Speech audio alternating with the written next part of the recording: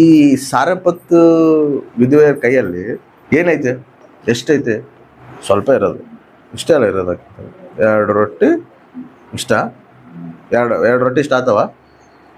ಸಣ್ಣ ಮಗುಗೆ ಸ್ವಲ್ಪ, ಈಗ ಒಂದು ಸ್ವಲ್ಪ, ಇಷ್ಟಿಟ್ಟು ಸ್ವಲ್ಪ ಎಣ್ಣೆ. ಏನೈತಮ್ಮ ನಿಂತಲ್ಲಿ ಬಂದು ಅಂತೇಳಿ ಕೇಳಿದಾಗ ಅಂತ ಇಷ್ಟೇ ಆಯ್ತಯ್ಯ, ಸ್ವಲ್ಪ ಇರೋದು. ಈ ಸ್ವಲ್ಪನೇ ದೇವ್ರು ಎಷ್ಟು ಮಾಡ್ಯಾನಂದ್ರೆ ಸಮೃದ್ಧಿ ಮಾಡ್ಯಾನ. ಅರೆ ದೇವ, ನೀನು ಆಶೀರ್ವದಿಸ್ತೀಯ ಅಂತೇಳಿ ಹೇಳ್ತದಿ, ಓಕೆ ಒಳ್ಳೇದೆ. ನೀನು ನನ್ನ ತಲೆಯಾಗಿ ನಿಂದ್ರಿಸ್ತೀಯ ಅಂತ ಹೇಳ್ತದಿ, ಒಳ್ಳೇದೆ, ನಂಬ್ತೀನಿ ನಾನು. ನೀನು ನನ್ನ ಜೀವನದಲ್ಲಿ ಉನ್ನತ ಕಾರ್ಯಗಳು ಮಾಡ್ತೀಯ ಅಂತ ಹೇಳಿ ನಂಬ್ತಿದ್ದೀನಿ ನಾನು.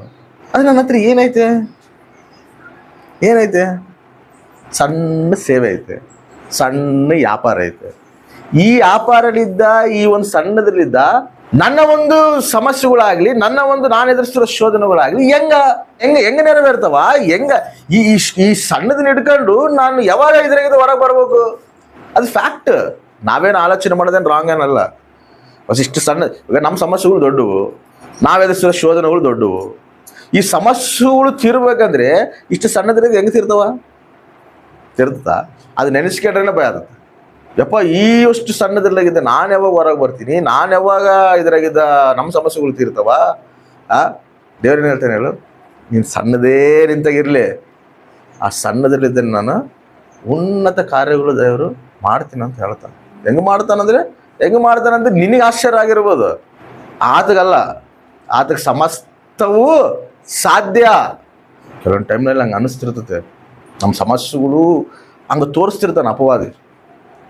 ನಮ್ಮ ಸಮಸ್ಯೆಗಳೇ ದೊಡ್ಡದು ನಂಗೆ ತೋರಿಸ್ತಿರ್ತಾನೆ. ದೇವರಿಗೆ ಸಮಸ್ಯೆಗಳು ದೊಡ್ಡವಲ್ಲ. ಶಾಲಮ್ಮನ್ನ ಅದಿರುವಂಥ ಸಾಲ ಊರೇ ಬಿಟ್ಬಿಟ್ಟಾರ ಅವರು. ಚಿಲುಕುಲೇರು ಪೇಟೆ ಬಿಟ್ಟು ನರ್ಸಾಪೇಟೆಗೆ ಹೋಗಿ ಜೀವಿಸ್ತದಾರ. ಎದಕ್ಕೆ ಹೇಳು? ಸಾಲಗಳು ಹೆಂಗೆ ತೀರ್ತಾವ? ಏನಿಲ್ಲ, ಎಲ್ಲ ಬೇಡ, ಇದೆಲ್ಲ ಟೆನ್ಷನ್ಗಳು ಬೇಡ ಅಂತ ಹೇಳಿ ಅಲ್ಲಿ ಊರಿಗೆ ಹೋಗಿ ಅಲ್ಲೆಲ್ಲೋ ಇರೋವಂಥ ವ್ಯಕ್ತಿನ ದೇವರು ದರ್ಶಿಸ್ತಾನೆ. ಆಕೆ ಅಷ್ಟು ದೂರ ಅವ್ರನ್ನ ಹುಡ್ಕಂತ ಹೋಗಿ ಬ್ಯಾಗನಾಗ ದುಡ್ಡು ಇಟ್ಕೊಂಡು ಹೋಗಿ ಅವ್ರ ಸಾಲ ತೀರಿಸಲ್ಲಂದ್ರೆ ಇನ್ನು ಎಂಥ ಪರಿ ದೇವ್ರ ಕಾರ್ಯ ಮಾಡಿರ್ಬೋದು. ಅವ್ರು ನೆನೆಸ್ಕೊಂಡಿದ್ರ ಹಿಂಗೆ ಸಹಾಯ ಬರ್ತೈತೆ ನಮಗೆ ಒಂದು ದಿಕ್ಕಲಿದ್ದ ಅಂತೇಳಿ. ಅದೇನ ಅದ್ರ ಸಲುವಾಗಿ ಬೇರೆ ಏನಾರು ಪ್ರಯಾಸ ಪಟ್ಟಣ? ಸಾಲ ತೀರ್ಸಕ್ಕೆ ಬೇರೆ ಏನು ಮಾಡ್ಯಾರ ಹೇಳು? ದೇವ್ರ ಪಾದದಲ್ಲಿ ಕೂತ್ಕೊಂಡು ಪ್ರಾರ್ಥನೆ ಮಾಡ್ಯಾರ. ಹಿಂಗದವ ನಾವು ಮತ್ತೆ ನೀನೇ ದಿಕ್ಕಿನ, ನೀನು ಏನು ಮಾಡಿದ್ರೆ ನನಗೆ ಗೊತ್ತಿಲ್ಲ ಅನ್ಕೊಂಡ. ಯಾರೋ ಒಬ್ಬ ಮುದುಕಿ ಬ್ಯಾಗ್ನಾಗ ದುಡ್ಡು ಕಟ್ಕೊಂಡು ತಗೊಂಬಂದು ಅಷ್ಟು ಸಾಲ ತೀರ್ಸ್ರಿ ಅಂತ ಹೇಳ್ಕೊಟ್ಟ. ಸರ್, ನಾನು ಇದೇ ಮಾತು ಹೇಳ್ತಿದ್ರೆ ಸಾಲ ತೀರಕ್ಕೆ ಮ್ಯಾಲಿದ್ದ ದೇವ್ರ ಬ್ಯಾಗ್ ಹೊಸ್ತಾನ ಅಂತ ಹೇಳಿದ್ರು. ಫಸ್ಟ್ ಅವ್ರ ಮನೆಯಾಗ ಪ್ರಯರ್ ಇಟ್ಟಾಗ ಸಾಲ ತೀರ್ತಾವ ದೊಡ್ಡಮ್ಮ, ದೇವರು ಸಾಧ್ಯ ಕಾರ್ಯಗಳು ಮಾಡ್ತಾನ. ಅದಕ್ಕೆ ಅಸಾಧ್ಯವಾದ ಯಾವುದಿಲ್ಲ, ಹೆಂಗಾದ್ರೂ ತೀರಿಸ್ತಾನ ಆತಂತಲ್ಲಿ ನೀನು ನಂಬಿಕೆ ಆಗಿರು. ದೇವ್ರ ತಲ್ಲಿ ನಾವು ನಂಬಿಕೆಗೆ ಹಂಗೇ ಕುತ್ಕೊಂಡ್ರೆ ದೇವ್ರ ಮ್ಯಾಲಿದ್ದೇನು ಬ್ಯಾಗ್ ಹೊಸ್ತೇನ ಗೊತ್ತಮ್ಮ ಅಂತೇಳಿ. ಬ್ಯಾಗ್ ಹೊಸ್ತೇನಲ್ಲ, ಬ್ಯಾಗ್ನೇ ತಗೊಂಬಂದಲ್ಲ ಶಾಲೆಮನ್ನ ಸಾಲ ತೀರ್ಸಕ ಒಬ್ಬ ಮುದುಕಿ. ಆಮೇನ್, ಹಲ್ಲೆಲೂಯ. ಅದು ದೇವ್ರು ಮಾಡೋ ಕಾರ್ಯ. ಯಾವ ದಿಕ್ಕಲಿದ್ದ ನಿನಗೆ ಸಹಾಯ ಬರ್ತದೆ ನೀನು ಊಹೆ ಕೂಡ ಅಂದದಿಲ್ಲ. ಅದು ಆಕೆ ಒಂದು ಮುದುಕಿ ಸಹಾಯಲಿದ್ದ ಬಂದೈತೆ ಅನ್ನಗ, ನಿನಗೆ ಯಾವ ದಿಕ್ಕಲಿದ್ದ ಬರ್ತದೋ ಗೊತ್ತಿಲ್ಲ, ಬಟ್ ಬರ್ತದೆ. ಆಮೇನ್, ಹಲ್ಲೆಲೂಯ. ಅದು ದೇವ್ರು ಮಾಡೋ ಕಾರ್ಯ. ಹೆಂಗೆ ಬರ್ತತೆ ಅಂದ್ರೆ ನಂಬಿಕೆ. ಆತಗಲ್ಲ, ಹೆಂಗಾದ್ರೂ ತೆಗಿತಾನ ದ್ವಾರ. ನಾವೇನು ಮಾಡ್ಬೇಕು ಹೇಳು? ವಿಧೇಯತೆಗಳಿದ್ದೇವ. ನೀನು ಎದೆಯ ಅವಮಾನ ಆತತ, ನಿನಗೆ ಸ್ತೋತ್ರ. ನಾನು ಅವಮಾನ ಆದರೆ ನಿನಗೆ ಇಷ್ಟನಾ? ನಾನು ಕಣ್ಣೀರು ಮಧ್ಯದಲ್ಲಿದ್ದರೆ ನಿನಗೆ ಇಷ್ಟನಾ? ನಾನು ದುಃಖದಾಗಿದ್ದರೆ ನಿನಗೆ ಇಷ್ಟನಾ?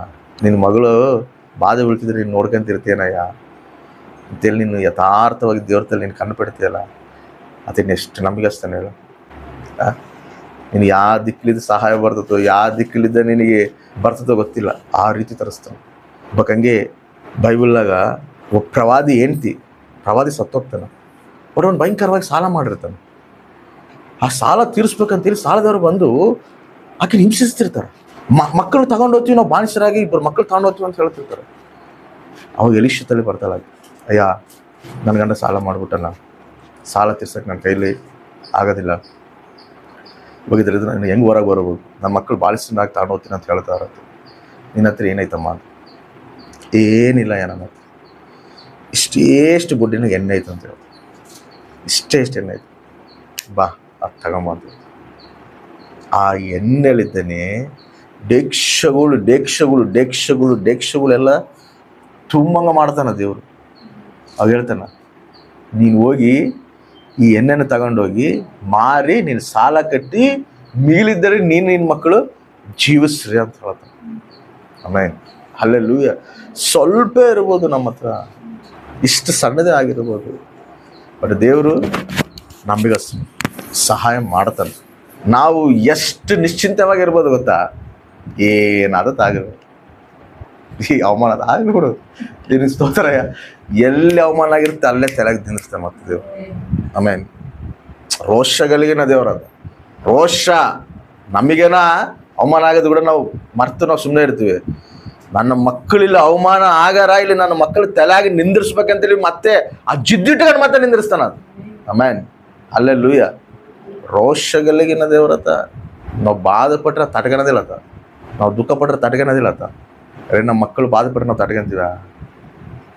ನಮ್ಮ ಮಕ್ಕಳು ನೋವು ಅನುಭವಿಸಿದ್ರೆ ನಾವು ತಟ್ಕೊಂತೀವ? ನಮ್ಮ ಪ್ರಾಣ, ನಮ್ಮ ಕರಳು ಹೆಂಗಾತತ್ತೆ ಹೇಳು? ಮತ್ತು ಆತ ನಮ್ಮನ್ನು ಸೃಷ್ಟಿರೋಂಥ ಸೃಷ್ಟಿಕರ್ತ ನಮ್ಮ ಸಲುವಾಗಿ ತನ್ನ ಪ್ರಾಣನೇ ರಕ್ತನೇ ದಾರ ಬೋಸನ. ನಾವು ಬಾಧೆ ಪಡ್ತಿದ್ರೆ ಆತನ ಮನಸ್ಸು, ಆತನ ಕರಳಿನ ಹೆಂಗಾತದೆ ಹೇಳು? ಎಫ್ರಾಯಿಮ, ನಿನ್ನ ನೋಡಿ ನನ್ನ ಕರಳು ಹಿಂಡಕತ್ತ ಅಂತ ಹೇಳ್ತಾನ. ಅದು ಆತನ ಪ್ರೀತಿ. ನಮ್ಮ ಬಾಧನೆ ಯಾರು ಅರ್ಥ ಮಾಡ್ಕೊಂಡಿರ್ಬೋದು, ಆದರೆ ನಾವು ಕಣ್ಣೀರು ಹಾಕಿ ಅಂದರೆ ಕದಲ್ ಬಿಡ್ತಾನೆ, ನಿಂದಿರೋದಿಲ್ಲ ಅಂತ. ದೇವ್ರನ್ನ ಕದಲ್ಸೋದು ಏನು ಗೊತ್ತಾ? ನಮ್ಮ ಭಕ್ತಿನೇ. ಆಮೇನ್. ಅಷ್ಟು ಸರ್ವೋನ್ನತನಾದ ದೇವ್ರನ್ನ ಕದಲಿಸ್ಬೇಕಂದ್ರೆ ನಮ್ಮ ಭಕ್ತಿ. ಅದು ಕದಲ್ ಬಿಡ್ತಾನತ್ತ, ನಿಂದಿರೋದಿಲ್ಲ ಆತ. ಹೆಂಗ ರೆಟ್ಟಿಂಪು ಆಶೀರ್ವಾದ ಯೋಬು ಕೊಟ್ಟನೋ ಹಂಗೆ 2ರಷ್ಟು ಆಶೀರ್ವಾದ ದೇವ್ರು ಕೊಡ್ತಾನೆ. ಆಮೇನ್.